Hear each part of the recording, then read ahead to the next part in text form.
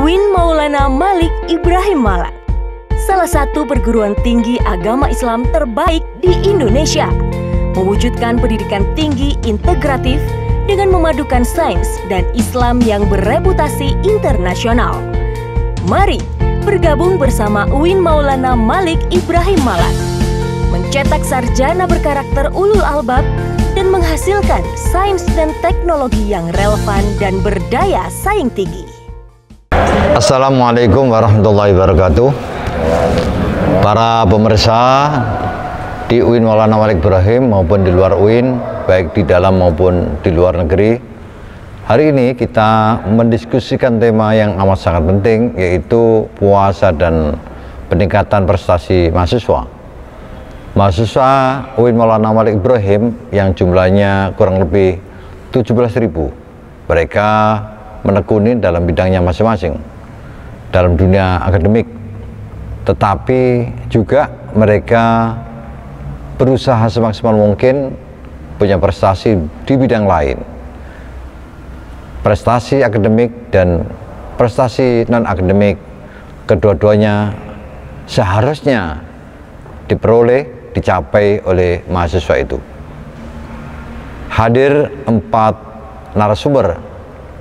Mereka adalah wakil rektor bidang wakil dekan bidang kemahasiswaan. Sebelum kita lanjutkan diskusi ini, kita jeda sebentar dan lihat yang berikut ini. Fakultas Kedokteran dan Ilmu Kesehatan UIN Maulana Malik Ibrahim Malang memiliki program studi pendidikan dokter, profesi dokter, dan sarjana farmasi yang senantiasa memadukan antara sains dan Islam dalam mendidik calon dokter dan apoteker yang berkarakter Islami dan bereputasi internasional. Program unggulan FKIK UIN Malang adalah menghasilkan tenaga kesehatan yang ulul albab. Baik, sebelum kita lanjutkan diskusi dengan tema yang saya sebut tadi, kita berikan kesempatan kepada semua narasumber untuk mengenalkan diri mereka masing-masing, nama, gelar, keahlian, dan mungkin jabatan. Kita mulai dari sebelah kanan. Terima kasih. Assalamualaikum warahmatullahi wabarakatuh. Yang terhormat Bapak Rektor, Bapak Ibu sekalian yang berbahagia, bersyukur kepada Allah Ta'ala. Pada kesempatan ini saya ingin mengenalkan diri. Nama saya adalah Dr. Suwandi MH.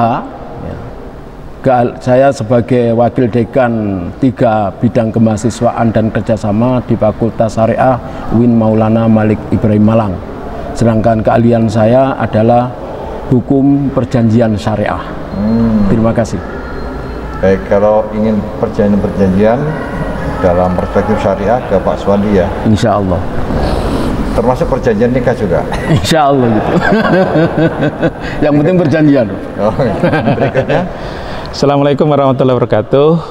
Yang terhormat Pak Rektor dan audien, saya akan memperkenalkan diri. Nama saya Dr. Imam Sujarwo, yang sementara ini diberi amanah oleh Pak Rektor sebagai Wakil Dekan 3 di Fakultas Kedokteran dan Ilmu Kesehatan. Sedangkan keahlian saya adalah dosen bidang pendidikan matematik. Terima kasih. Sudah mengajukan guru besar Pak Jarwo? Masih rencana, Prof. Rencana. Ini mumpung belum kiamat ya, jadi harus segera. Pak Jarwo ini waktu kuliah, kalau nggak salah seangkatan dengan saya ya. Saya sudah profesor. Iya, saya belum. Baik, sebelah kiri saya silakan. Bismillahirrahmanirrahim. Assalamualaikum warahmatullahi wabarakatuh. Terima kasih Pak Rektor. Nama Dr. Haji Muhammad Fadil MPDI. Jabatan Wakil Dekan 3 Bidang Kemahasiswaan dan Kerjasama Fakultas Ilmu Tarbiyah dan Keguruan UIN Maulana Malik Ibrahim Malang. Keahlian saya diberi kepercayaan untuk mengajar ilmu pendidikan Islam. Terima kasih. Wassalamualaikum warahmatullahi wabarakatuh. Waalaikumsalam warahmatullahi wabarakatuh. Yang terakhir, silakan. Baik, Assalamualaikum warahmatullahi wabarakatuh. Yang kami hormati Pak Rektor, perkenalkan saya adalah Dr. Imam Tazi. Saya Wakil Dekan Bidang Kemahasiswaan dan Kerjasama di Fakultas Sains dan Teknologi. Untuk bidang saya kebetulan ngajar di fisika dan bidang keahliannya adalah sensor. Seperti itu. Sekian, wassalamualaikum warahmatullahi wabarakatuh. Yang buat apa namanya dulu ini? Kafi. Hah? Kafi. Kafi ya? Kafi itu apa itu? Kafi kabut antivirus. Nah, itu Pak Taji ya? Insya Allah. Oh, luar biasa. Jadi dari UIN pun bisa memproduk sesuatu yang sangat berguna untuk menangkal COVID-19. Hanya belum patenkan ya Pak Taji? Ini masih dalam tahap penelitian lebih lanjut karena kemarin itu masih teknologi tepat guna. Kita kaji apakah memang betul-betul teruji untuk membunuh virus dan bakteri. Oh iya, jadi masih diuji kembali. Terima kasih. Kita jeda sebentar dan lihat yang berikut ini. Fakultas Ilmu Tarbiyah dan Keguruan UIN Malang merupakan fakultas tertua sekaligus cikal bakal UIN Malang. Banyak alumni yang tersebar ke penjuru Nusantara sebagai guru, dai, tokoh agama, dan pengusaha. Fakultas ini banyak menghasilkan mahasiswa berprestasi, baik tingkat nasional maupun internasional. Lembaga ini telah menjalin kerjasama dengan berbagai perguruan tinggi di luar negeri dalam bentuk lecturer and student exchange. Baik, kita lanjutkan diskusi ini. Saya akan tanya ke Pak Dr. Suwandi. Pak Dr., mahasiswa itu tentu semuanya punya keinginan untuk punya prestasi dalam bidang akademik dan non-akademik. Pak Dokter menangani kemahasiswaan. Kira-kira apa yang harus dilakukan oleh para wakil dekan bidang kemahasiswaan ini untuk mempush atau memfasilitasi atau apa ya, upaya-upaya lain agar semua mahasiswa punya prestasi? Baik, Pak Rektor, terima kasih. Untuk pertama kali yang ingin sampaikan bahwa ketika mahasiswa itu masuk ke UIN Malang ini, tentunya mereka dalam keadaan prima karena sudah ada tes ya, sekian banyak yang masuk sudah tapi yang diterima melalui proses-proses itu ya. Artinya ketika masuk dia itu dalam keadaan berprestasi ya. Nah, kemudian pertanyaan berikutnya, ada peningkatan, berarti kan ada sesuatu yang mengganggu di situ. Mengapa kok nggak prestasi kan itu? Nah, oleh karena itu saya melihat bahwa puasa ini merupakan sebuah momentum yang sangat berharga untuk mengembalikan bahkan meningkatkan prestasi mahasiswa itu. Nah, secara filosofi saya itu melihat gerakan-gerakan yang ada di di sholat ya. Ini menunjukkan bahwa dalam kehidupan semua orang itu ada kalanya tegak, ada kalanya condong, ada kalanya jatuh gitu. Makanya ketika takbir itu ibaratnya mahasiswa itu baru masuk ke UIN Malang dalam keadaan sehat luar biasa. Nah, kemudian ada gangguan, doyong sedikit, ya. Kalau mau ingin bangun, ingin tegak lagi, i'tidal di sana. Nah, bahkan suatu saat orang itu jatuh tersungkur, hal yang paling berharga itu wajahnya lebih rendah daripada kemaluannya sendiri itu. Ya. Oleh karena itu, ini harus dibenahi sampai ibaratnya takbir tegak lurus dan sampai assalamualaikum tegak lurus kembali. Makanya kalau kita lihat lafaz itu Allah itu kan alif, terakhir kan ha itu kan bengkok gitu tapi kembali kepada titik awal alif lagi kan itu. Kan gitu. Ini filosofi yang saya ambil untuk membenahi bagaimana mahasiswa itu bisa kembali bagus. Oleh karena itu bahwa puasa Ramadan ini merupakan solusi yang solutif ya, untuk mengembalikan lagi mahasiswa yang barangkali ada penurunan prestasi, bahkan bagaimana nanti sampai kembali kepada prestasi yang lebih tinggi lagi. Itu puasa itu. Karena apa? Puasa ini tujuannya apa? Dokter, tadi kan yang contohnya itu sholat ya. Kalau puasa gimana? Kalau sholat itu kan tegak berdiri, itu prestasinya tinggi. Kalau puasa? Puasa ini sebagai solusinya, Prof. Apa puasa itu kan dimulai dari pagi ya, sahur dulu. Sahur itu berarti apa itu? Untuk menguatkan agar supaya dalam perlu ada energi. Terus waktu siang tuh mungkin jatuh ya. kalau lemas. Enggak begitu, Prof. Di puasa ini justru menjadi instrumen untuk mengembalikan jatuh bangunnya tadi itu. Makanya tujuan utama daripada puasa itu kan at-taqwa itu. Nah, kalau sudah takwa itu kena, apa yang terjadi? Wa may yattaqillah yaj'al lahu makhrajan wa yarzuqhu min haitsu la yahtasib. Atau kalau gini, puasa itu kan tidak makan tidak minum sehari. Itu artinya mahasiswa untuk mencapai prestasi yang tinggi, prestasi berbuka itu kan senang ya. Itu harus apa ya? Harus banyak kerja, harus kerja keras kira-kira gitu.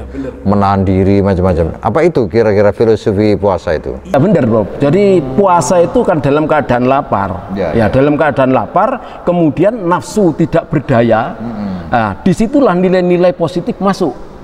Nah, nilai positif masuk. Sehingga menurut bahasa hadis itu kan dikatakan sufidati sayatin itu, bahwa di puasa itu setan itu dibelenggu. Dibelenggunya setan itu bukan kemudian dibelenggu, diborgol, itu tidak begitu. Tapi yang membelenggu itu ya orang yang berpuasa ini. Mau belenggu apa enggak? Karena dibelenggunya setan itu ibaratnya setan itu mengganggu dia, tidak pernah berhasil karena dia dalam keadaan nafsunya itu melemah gitu. Jadi membelenggu dirinya sendiri sebenarnya. Iya. Jadi yang membelenggu itu ya kita sendiri yang berpuasa ini membelenggu setan. Kalau kita nggak membelenggu ya kita sendiri yang akan jadi setan jadinya nanti. Kan gitu jadi. Saya kembali penegasan tadi. Berarti filosofi puasa itu bisa ditarik untuk mengembangkan peningkatan prestasi mahasiswa ya, dengan kerja keras, dengan mengerahkan segala apa yang dimiliki dan menahan diri ya. Jangan suka ke apa itu kalau malam-malam, apa namanya, kalau malam-malam itu yang ada lampu-lampunya terus minum-minum ya, dugem atau ini loh yang di belakang itu apa namanya itu, warung-warung untuk mahasiswa itu apa namanya itu, kafe ya. Boleh, tapi asal untuk kepentingan upaya itu tadi ya. Mungkin ada lagi, ya, Pak. Takwa itu sendiri kan jelas ya. Ittaqullah yu'allimukumullah. Kalau orang sudah bertakwa, Allah sendiri akan memandaikan dia. Yu'allimukumullah. Maka sudah barang tentu kalau yang mengajar itu Allah, prestasi otomatis naik. Masya Allah. Itu harus berkomitmen. Puasa itu harus berpotensi untuk meningkatkan ketakwaan itu. Jadi kalau mahasiswa prestasinya rendah itu kurang takwanya. Kurang takwanya jelas. Iya. Termasuk kalau belum profesor itu takwanya kurang juga.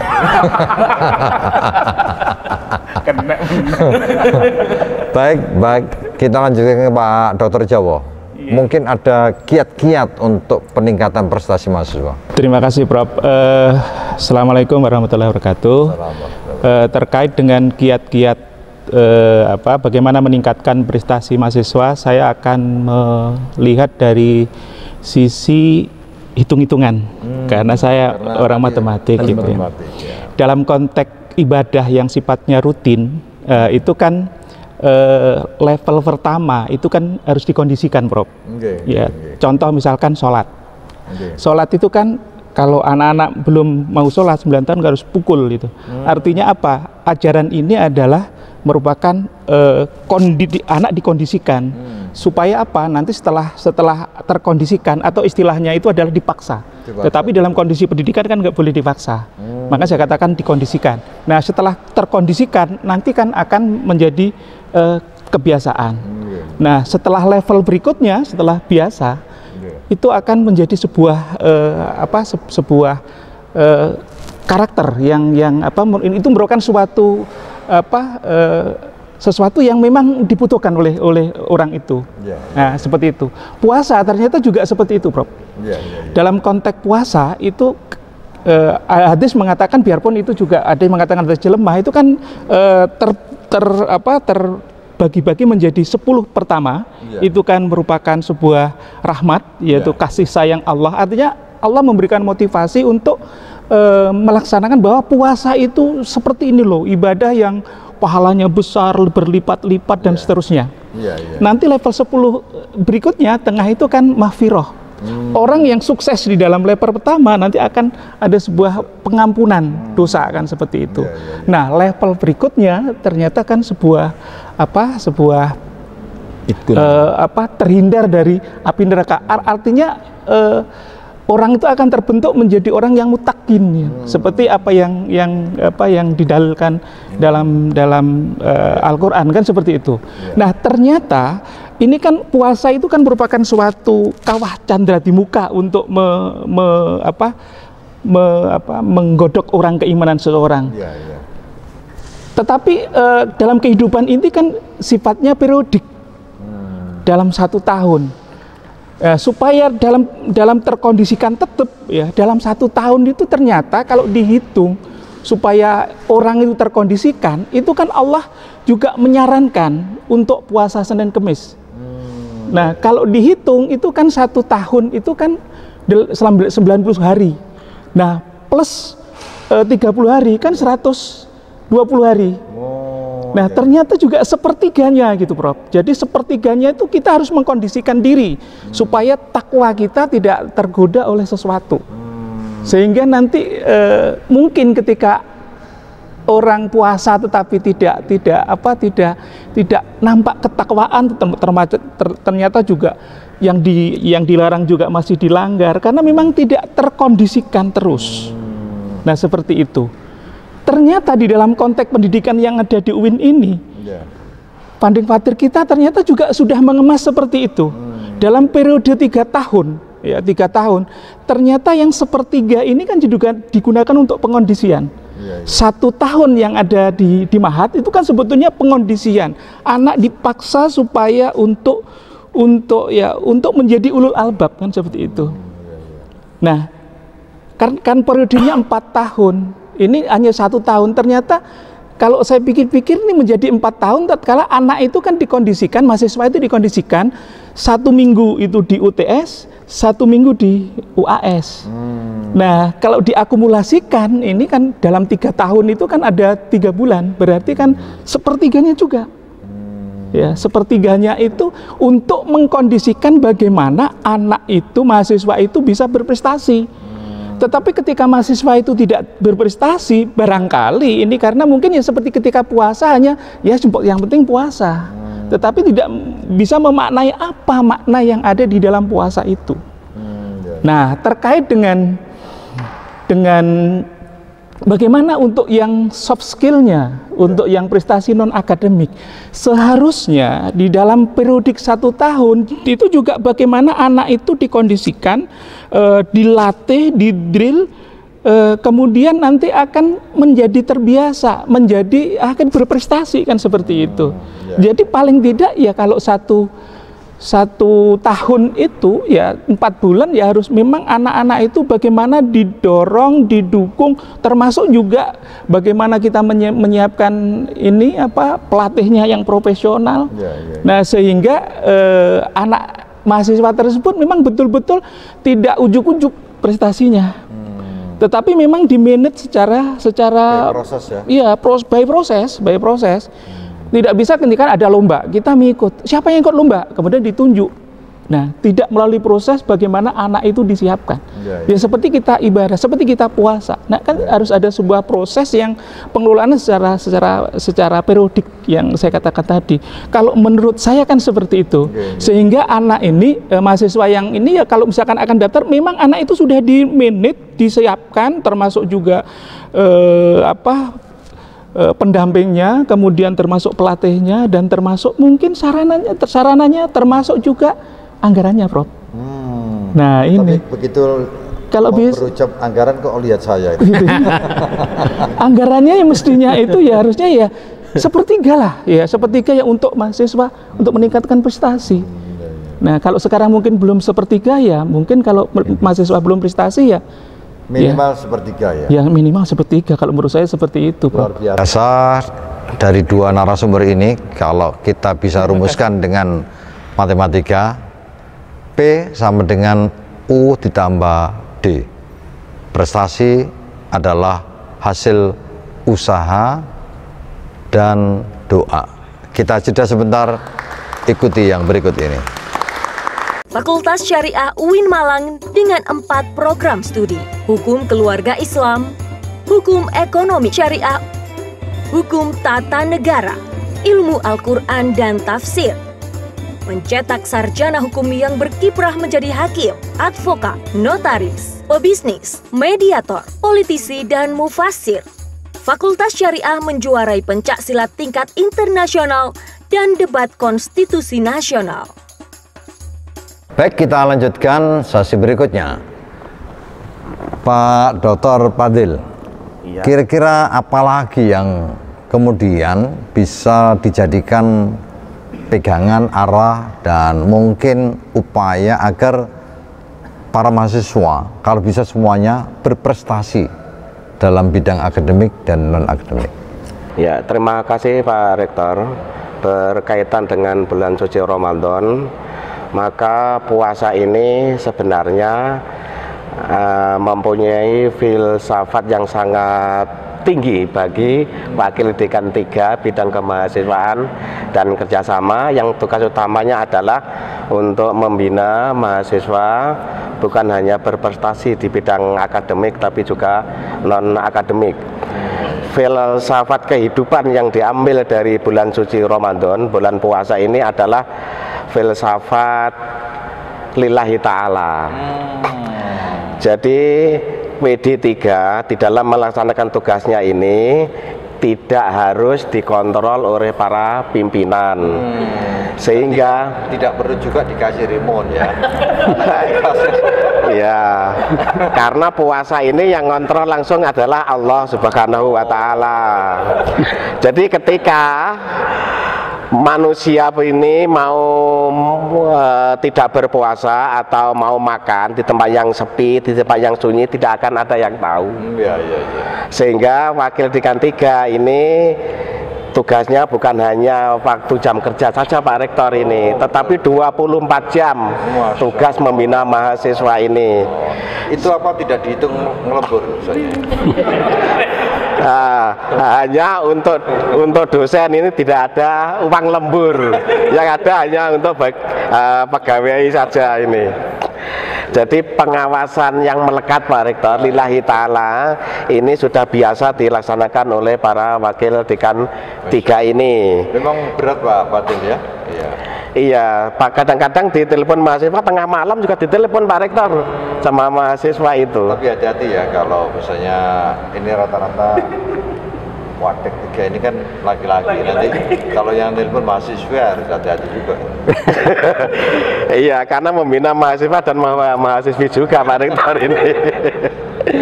Ya, jadi pembinaan yang dilakukan oleh Wakil Dekan 3 itu bukan hanya terbatas kepada jam kerja, tetapi lebih banyak itu dilakukan di luar jam kerja. Biasanya mahasiswa yang kontak Wadek 3 itu mahasiswa yang kesusahan biasanya. Kalau dalam keadaan enjoy mereka tidak telepon ya. Ya, ada juga mahasiswa yang berprestasi kemudian juga telepon Pak Rektor. Yang mencapai juara 1, juara 2, juara 3 itu juga memberitahu, walaupun siang hari, malam hari, bahkan malah pagi hari mereka memberitahukan kabar kegembiraan kepada Wakil Dekan 3. Biasa. Ya, selain itu pembinaan mahasiswa untuk mencapai prestasi terutama yang non akademik Pak Rektor itu dilaksanakan memang di luar jam kerja Wakil Dekan 3. Ya, usaha-usaha yang dilakukan oleh Wakil Dekan 3 selain mendatangkan para pelatih yang profesional untuk mencapai prestasi, juga mendatangkan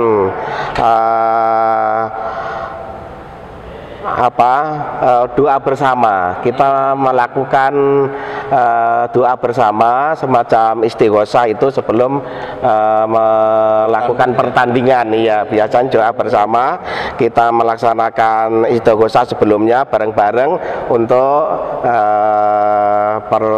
prestasi yang ingin kita capai itu biasanya malam hari yang kita lakukan. Besok mau berangkat kita malamnya melakukan doa bersama. Setelah istighosah pasti menang ya? Alhamdulillah kebanyakan menang, walaupun ada juga yang kalah gini. Iya. Apalagi Pak Dokter Selain itu, pembinaan yang dilakukan oleh Wakil Dekan 3 yang di luar kedinasan itu juga mendatangkan pelatih, juga berdoa dan seterusnya. Maka yang dilakukan oleh Wakil Dekan 3 adalah memberikan support kepada para mahasiswa yang berprestasi, Pak Rektor. Itu dalam bentuk piagam, dalam bentuk beasiswa, juga dalam bentuk penghargaan yang lainnya. Ada yang lain mungkin? Ada beberapa catatan untuk pembinaan kemahasiswaan dalam mencapai prestasi ini. Yang pertama adalah bahwa prestasi mahasiswa tidak hanya tergantung kepada pembinaan Wakil Dekan 3, tetapi harus didukung oleh political will dari pimpinan, baik itu di fakultas maupun di universitas. Baik itu kejuaraan tingkat nasional maupun tingkat internasional. Iya. Jadi semua pimpinan harus terlibat ya. Iya, Pak Rektor. Terima kasih. Sudah cukup, Pak Rektor. Baik. Pak Tazi, Pak Dr. Tazi, untuk menjadikan mahasiswa berprestasi, mungkin dalam bidang akademik itu biasanya kan mahasiswa diberi kesempatan untuk jadi pembantu atau asisten dosen ya. Apalagi Pak Tazi bidangnya fisika, apa sudah dilakukan hal-hal semacam itu? Iya, baik Pak Rektor. Assalamualaikum warahmatullahi wabarakatuh. Ini saya kaitkan dulu dengan para wakil dekan yang lain. Saya kaitkan dengan puasa dulu. Jadi kata-kata kuncinya itu ada 3 sebenarnya: puasa, takwa, dan prestasi mahasiswa. Puasa ini pada prinsipnya adalah sebenarnya ujian secara komprehensif. Baik itu ujian dari fisiknya, kita tidak boleh makan dari pagi sampai petang begitu. Jadi apakah kita kuat? Dari sisi spiritualnya juga seperti itu. Apakah kita melanggar kaidah aturan-aturan dari puasa ini? Jadi Pak Rektor kan sebenarnya nggak tahu ini saya ini puasa atau enggak, seperti tadi yang dikatakan. Jadi saya sepertinya tadi malam enggak ya? Jadi kalau saya misalkan pulang minum gitu kan enggak ada yang tahu. Jadi yang mengawasi hanya Allah begitu. Jadi itu salah satu ujian dari sisi spiritual, kejujuran, melatih kejujuran dan sebagainya. Nah, kalau ujian dari puasa itu baik dari sisi fisik maupun spiritual itu dikatakan berhasil, maka insya Allah kita akan menuju ke takwa seperti yang dikatakan dalam surat Al-Baqarah ayat 183. Ya, jadi kalau puasanya baik maka akan mendekati takwa. Memang takwa 100% itu ya mungkin hanya Rasulullah aja. Ya, kita hanya bisa mendekati ya dengan upaya. Jadi manusia kan tidak luput dari dosa begitu. Nah, kalau takwa itu berarti kita benar-benar menjauhi larangan dan menjalankan perintahnya. Ya, jadi kalau kita benar-benar menjauhi larangan dan menjalani perintah, berarti ya otomatis nanti prestasi itu akan datang. Nah, prestasi itu sendiri juga kalau saya melihat, jadi prestasi itu juga ada 2 sisi tinjauannya. Jadi prestasi dari sisi kuantitas maupun dari sisi kualitas. Dari sisi kuantitas sebanyak mana kita mendapatkan prestasi itu. Dari sisi kualitas ya prestasi itu ditempuhnya dengan cara apa? Sebab saya juga melihat ini prestasi-prestasi mahasiswa maupun prestasi yang lain termasuk juga dosen itu juga ya ada juga ya, tapi mudah-mudahan di sini tidak ada di UIN ini, itu juga diperoleh dengan cara-cara yang tidak benar. Ini salah satu contoh ini karena di rumah kebetulan alhamdulillah ada kos mahasiswa begitu. Tapi yang saya amati ini bukan studi kasusnya ini bukan mahasiswa UIN karena mahasiswa kampus sebelah begitu ya. 100% mahasiswa kampus sebelah. Nah, pada saat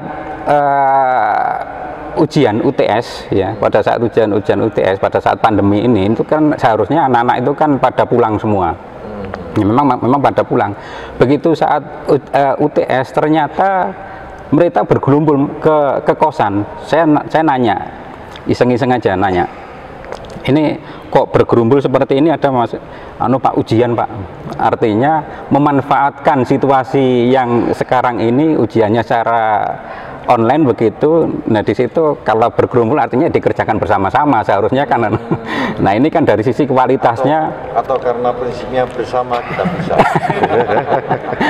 Nah seharusnya itu nanti ya pasti kalau dikerjakan bersama-sama gitu nanti IP-nya, indeks prestasinya akan meningkat.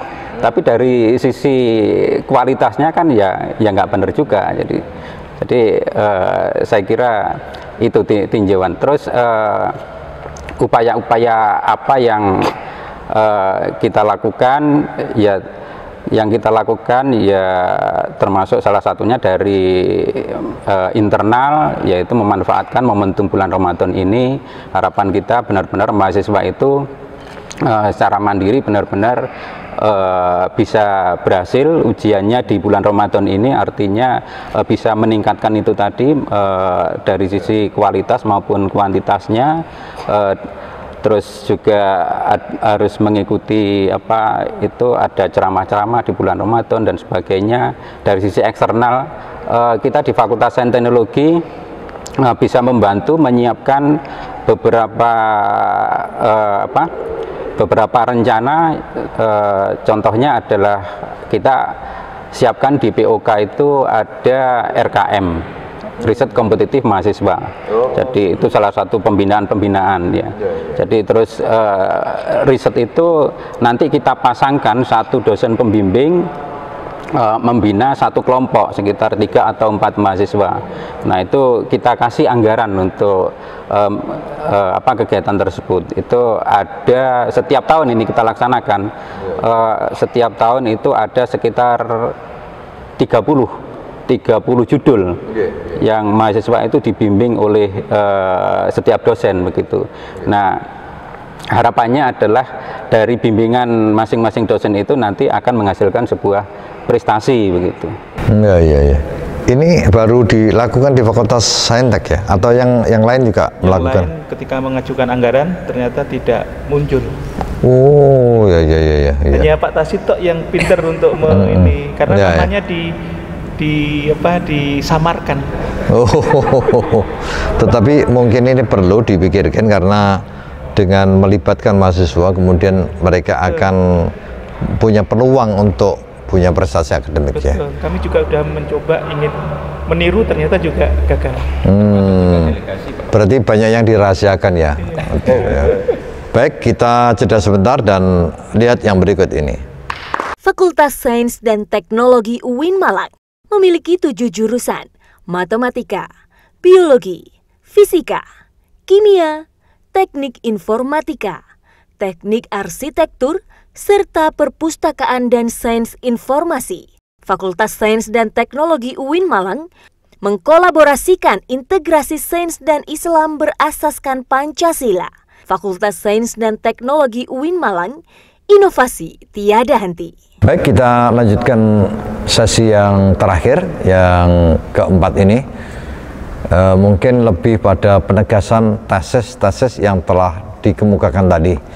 Dari mulai Pak Dr. Suwandi, apa lagi yang perlu disampaikan? Baik, gini Prof, kalau kita ingin menjadikan prestasi berdasarkan puasa yang dilakukan, tentu harus ada komitmen, jangan sampai terjebak kepada rutinitas. Karena apa? Puasa artinya harus ada inovasi dan lain sebagainya. Ya. Karena puasa itu tujuannya kan takwa. Takwa ini bisa dilihat dari 2 sudut pandang. Sudut pandang Allah, la'alakum tatakun. Allah ini pasti, karena apa? Allah tidak berspekulasi. Ya, tapi kalau berangkat dari manusianya yang berpuasa, ini kalau nggak ada komitmen, ini tetap taroji. Ya, Allah kan taroji, berharap. Nah, harapan tuh kalau nggak ada komitmen yang kuat, nggak ada political will yang luar biasa, ya tetap terjebak lagi pada rutinitas. Apa Allah itu bisa taroji dan tamani? Tetap taroji ya? Bukan taman itu tetap taroji, tapi kalau itu dari Allah itu pasti, karena Allah tidak berspekulasi. Atau seolah-olah taroji? Ya memang taroji, bukan seolah-olah. Enggak, artinya implementasi dari bagi manusia mungkin seolah-olah taroji. Iya, memang harus. Kalau seolah-olah taroji memang harus, Prof, itu. Iya, dalam rangka untuk menggapai tujuan. Berarti tadi. bukan sungguh-sungguh kalau seolah-olah itu ya? Makna tarojinya seolah-olah itu. Oh. Kalau taroji kan supaya ya. Iya, supaya agar supaya itu. Harapan. Bukan barangkali, tapi bukan, supaya. Ya. Itu kalau dari manusianya, Bro. Dari manusia. Tapi kalau dari Allah pasti. Jadi ya. Siapapun yang puasa pasti jadi takwa. Itu kan sepanjang ada syarat rukunnya. Lah syarat rukun yang mengimplementasikan kan manusianya. Ya. Makanya kalau nggak ada komitmen, artinya konsep dasar puasa ini kalau diterapkan dalam pembinaan mahasiswa, pasti mahasiswa akan berprestasi ya. Karena kreativitas menjadi positif. Iya, pastian tadi. Pastian ya, iya. Baik, mungkin Pak Jarwo, tapi mungkin selain masalah anggaran ya. Terima kasih, Prof. Iya. Setelah tadi saya sampaikan bahwa pengkondisian itu memang penting, kami ingin coba ya ketika kami terapkan di Fakultas Kedokteran dan Ilmu Kesehatan. Alhamdulillah mahasiswa kami banyak yang prestasi, Prof. Jadi untuk tahun akademik ini dua prodi itu sudah lebih dari 30 mahasiswa kami yang punya prestasi baik internasional, nasional maupun lokal gitu ya. Jadi itu prestasi dalam kontestasi di luar ya. Di luar ya, kontestasi di luar. Juga misalnya mahasiswa itu selesai tepat waktu, itu prestasi. Ya, prestasi. Bahkan mungkin lebih cepat ketimbang misalnya standar pada umumnya, itu prestasi juga ya. Ya, alhamdulillah kalau di kedokteran itu untuk yang prodi kedokteran itu hanya anak 2 yang tidak tepat waktu. Untuk lulus sarjana kedokterannya. Itu berapa persen 2 mahasiswa itu? Dari 48%, 48 mahasiswa itu hanya 2 mahasiswa. Ya, berarti berapa persen? 90-an lebih, Prof. Yang sukses ya? Iya, sukses.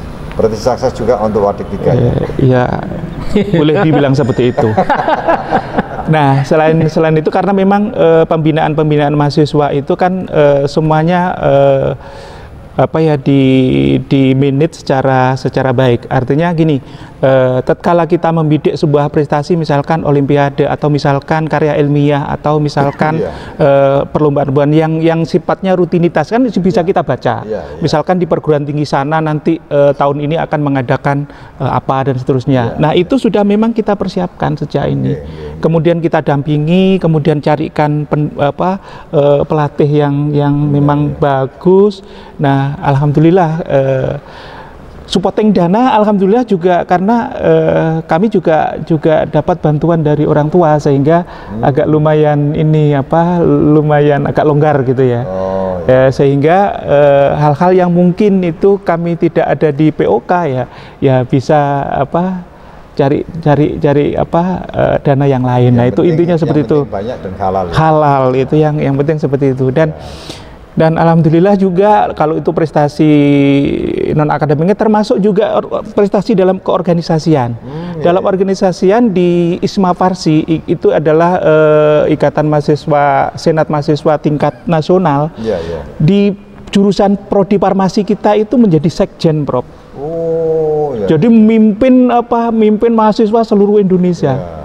Nah, makanya kan juga kami saking bangganya fakultas ya, kita sediakan ruangan kantor sendiri yang supaya ini dia kerjanya juga baik gitu. Luar biasa. Ada 5 yang jadi pengurus nasional, ada 2 yang wilayah. Itu yang farmasi. Dan termasuk juga yang hafid Al-Quran itu ada 6, 30 juz, itu anak farmasi. Nah, kemudian untuk yang kedokteran itu yang pengurus nasional itu ada 3, kemudian yang wilayah ada 4. ISMKI itu juga organisasi profesi yang dinaungi oleh prodi kedokteran. Kemudian yang hafid Al-Quran 30 juz itu ada 4 mahasiswa. Yang lebih nggak ada ya, Bro, ternyata. Nah, ini masalahnya. Untuk ini khusus FKTK ya, FKIK ya, FKIK. Ini kan kita bangunkan rumah tahfidz ya. Nanti kan untuk pembinaan mahasiswa yang di luar target akademik yang khusus itu. Kira-kira mungkin ada pikiran-pikiran untuk ke depan untuk rumah tahfidz ini? Ya, mudah-mudahan dengan adanya rumah tahfidz itu paling tidak kalau sekarang saja ada 10 mahasiswa yang hafal Al-Quran, dengan adanya tahfidz itu ya mungkin bisa 25% atau bahkan lebih dari itu mahasiswa kami. Karena ternyata Prof, ya ternyata ketika kita lihat anak-anak yang tahfidz Al-Quran itu ternyata bukan malah prestasinya rendah, malah justru prestasi akademiknya meningkat, bahkan kekuatan hafalan betul. Jadi kalau kita lihat kemarin kita cek untuk anak yang hafidz Al-Quran dari Fakultas Kedokteran, ternyata IPK-nya itu adalah di atas 3, ada yang 3,5 lebih, seperti itu. Luar biasa.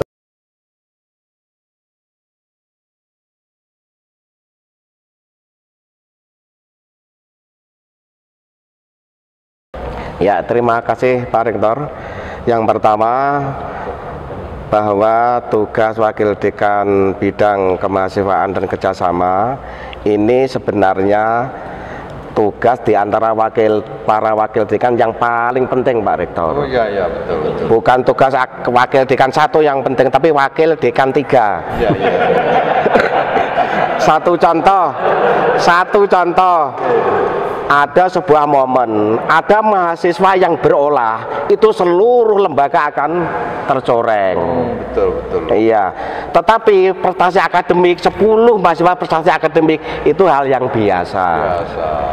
Oleh karena itu pembinaan mahasiswa itu baru yang berolah misalnya mahasiswanya. Bagaimana kalau yang berolah itu wakil dekan? Tidak mungkin Pak Rektor, karena kita membina mahasiswa itu untuk menjadi berkarakter ulul albab itu. Oleh karena itu pembinaan mahasiswa bukan hanya terbatas kepada tugas formal, tugas kedinasan yang terbatas oleh waktu, tapi pembinaan mahasiswa adalah 24 jam atau bahkan boleh dikatakan 25 jam. Uang pada saat tidur saja juga di telepon mahasiswa Pak Rektor ini. Itu harus dilakukan oleh para wakil dekan 3 untuk mengontrol mahasiswa di fakultas masing-masing, sehingga pembinaan mahasiswa bukan hanya untuk meningkatkan prestasi akademik dan non akademik, tapi juga pembinaan mahasiswa di bidang karakter, di bidang akhlakul karimah, di bidang perilaku, baik di kampus maupun di luar kampus. Luar kampus pun masih dalam pantauan wakil dekan 3. Iya. Mungkin itu penekanan yang harus dilakukan oleh para wakil dekan 3, Pak Rektor. Terima kasih. Luar biasa, karena beliau adalah wakil dekan 3 yang senior ya. Oke, yang terakhir Pak Dr. Taji. Jadi saya menekankan kembali tadi momentumnya ini adalah waktu puasa, hubungannya dengan prestasi mahasiswa. Jadi kita sebenarnya tidak boleh menuntut hanya mahasiswa saja yang berprestasi, tetapi kita juga harus memberikan contoh. Kita kebetulan di sini semua adalah sebagai orang tua yang punya anak, terutama punya anak kecil, itu harus kita terapkan pada diri kita sendiri. Contohnya sekarang ini anak-anak kita itu di sekolah SD sampai SMA itu kan daring, jadi sekolahnya kan di rumah begitu. Ya, pada saat sekolah biasa itu ya nggak apa-apa, wajar kalau misalkan mereka itu nggak tahu tanya, ya kita harus kita ajari begitu. Kebetulan kita kan semua ini guru atau dosen ya.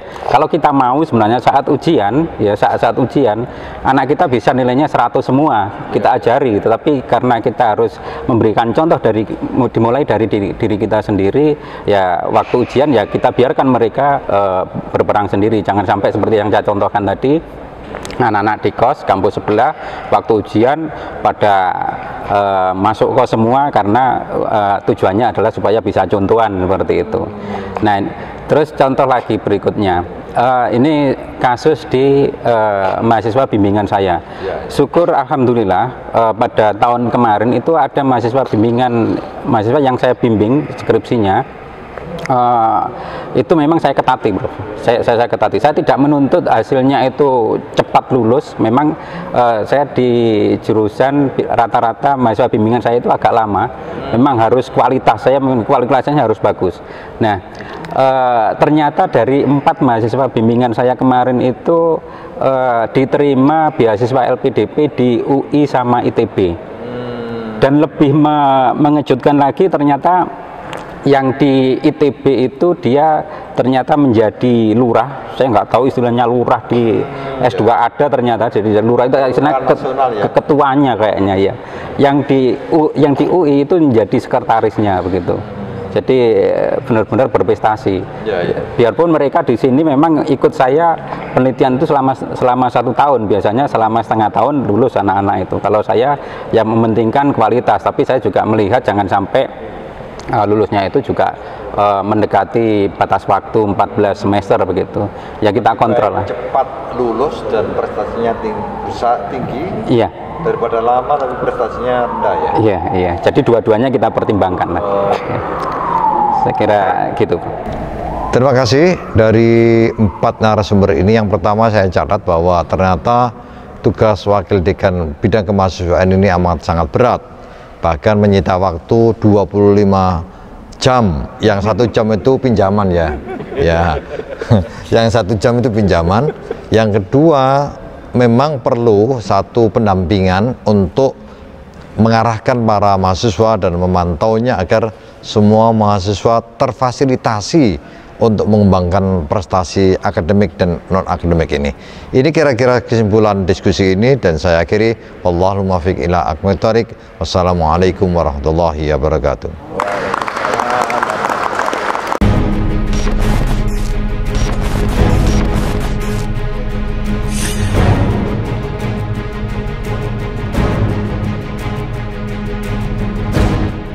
UIN Maulana Malik Ibrahim Malang merupakan salah satu universitas Islam negeri paling terkemuka di Indonesia, yang kini menjadi rujukan belajar bagi mahasiswa internasional yang berasal lebih dari 59 negara. Selama 1 tahun, mereka ditempatkan dan dibina di Ma'had Sunan Ampel Al-Ali. Visi UIN Maulana Malik Ibrahim ini terwujudnya pendidikan tinggi integratif yang memadukan sains dan Islam yang berreputasi internasional. Tagline dari UIN Maulana Malik Ibrahim adalah Ulul Albab, di mana ciri utama dari Ulul Albab ini adalah orang yang selalu berzikir, ingat kepada Allah, baik berdiri, duduk, berbaring, kapanpun dan dimanapun. Ciri yang kedua adalah berpikir. Kita semua warga besar UIN Maulana Malik Ibrahim ini selalu mengedepankan berpikir logis bagaimana yang seharusnya dan tidak menyia-nyiakan akal kita, sebagaimana ada di dalam Al-Quran yang selalu dibaca setiap kali ada event di UIN Maulana Malik Ibrahim. Alladzina yadhkuruna Allah qiyaman wa qu'udan wa ala junubihim ila akhirih. Yang kemudian akhir dari semuanya ini adalah kita menjadi orang-orang yang mempunyai kedalaman spiritual, keagungan akhlak, keluasan ilmu, dan kematangan profesional. Sebagai upaya meraih reputasi kelas dunia, UIN Maulana Malik Ibrahim Malang menjalin berbagai kerjasama internasional, antara lain ASEAN University Network, Liga Muslim Dunia, Islamic Development Bank, Saudi Fund for Development, Kantor Bahasa Inggris Regional Amerika Serikat, ISESCO Maroko, dan Konsorsium Universitas Australia Jawa Timur. Kami atas nama pimpinan menyampaikan banyak terima kasih kepada pendiri UIN Maulana Malik Ibrahim ini, mulai Fakultas Tarbiyah, kemudian menjadi STAIN, menjadi UIS, dan kemudian menjadi UIN, dan kemudian terakhir menjadi UIN Maulana Malik Ibrahim ini. Dan mudah-mudahan ada kerjasama kita semua ini, kemudian kita bisa menciptakan perguruan tinggi ini berreputasi internasional. Wassalamualaikum warahmatullahi wabarakatuh.